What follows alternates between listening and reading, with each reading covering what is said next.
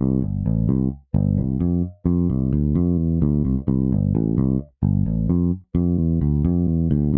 can't explain to you why sometimes the state has an objection and other times they don't. But That's when an objection has been made, it is my obligation to rule on it.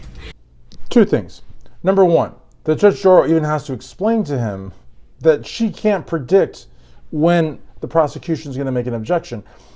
That she also has to explain to him that she has to decide between the two. Number two, Darrell Brooks Jr., again, victim mentality. Again, looking for sympathy. Again, making accusations, baseless accusations, that his objections don't get looked at all.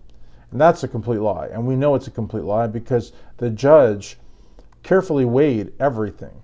And the prosecution even sometimes threw him a bone, which is crazy, but they did. What do I mean by that? What he means by it, I think, is that all of his objections, or most of his objections, were denied or overruled. Overruled is the right word. It's just not, he might have had 2 or 3 that were sustained, actually. I think he did. I think he might have had, let's be fair, let's say 10. Let's say 10 motions. I think that's very generous, but maybe 10 motions of his were sustained. But the vast majority, I would say, were overruled. And that's what he's talking about. What he said was the objections weren't weighed, basically, is what he was saying.